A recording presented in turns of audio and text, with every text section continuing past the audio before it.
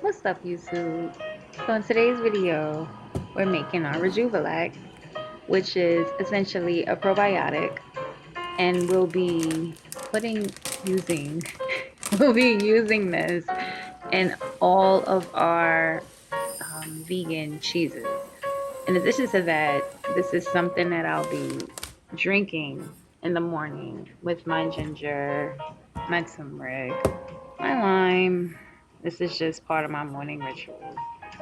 It's good gut bacteria. So yeah. So what you'll need is a sterilized jar. You want to wash the jar and boil the jar for a few minutes. You want to boil the lid, and I boil the cheesecloth also. Fuck it, why not? So to that, you're gonna pour a half a cup, 4 ounces of quinoa. You're gonna pour purified water, filtered water, distilled water onto the quinoa, swish it around a little bit, make sure it's all wet, and you're gonna let that sit overnight. Then you'll place your cheesecloth on top of your mason jar, place the ring onto the lid or the top of the jar. Wipe down the jar with alcohol. I do this as a precaution because, again, we're growing bacteria and we don't want to grow mold. So you want to make sure the jar, your hands, and the area the jar is in is sterilized.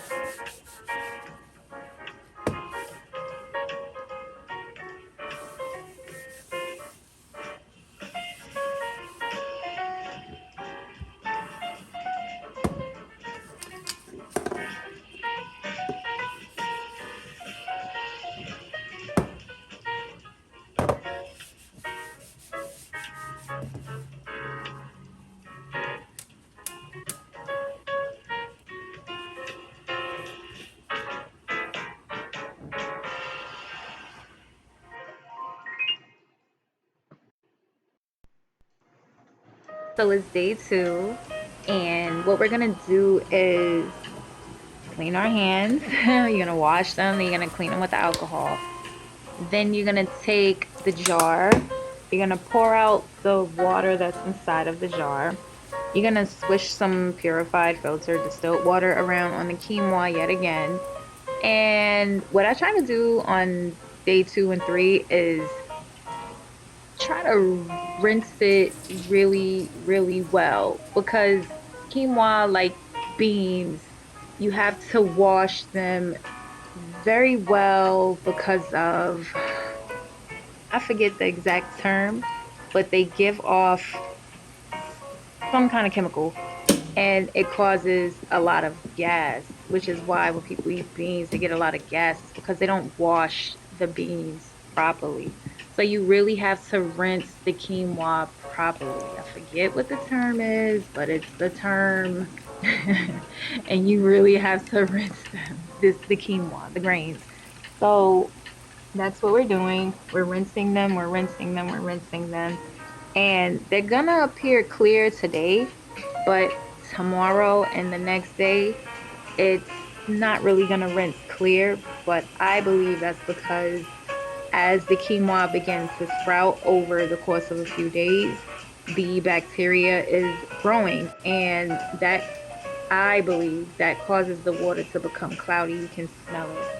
You do this enough, you can you get like a sixth sense for it. Also, like Rice Krispies, there's this little popping sound. I call it talking. The bacteria is talking. You put your ear close enough to the jar, you can hear it, and that's in addition to the smell, and then in addition to the sprouting of the quinoa, the smell and that sound. That's how I determine that the quinoa is um, ripening and the bacteria is actually growing. Yeah.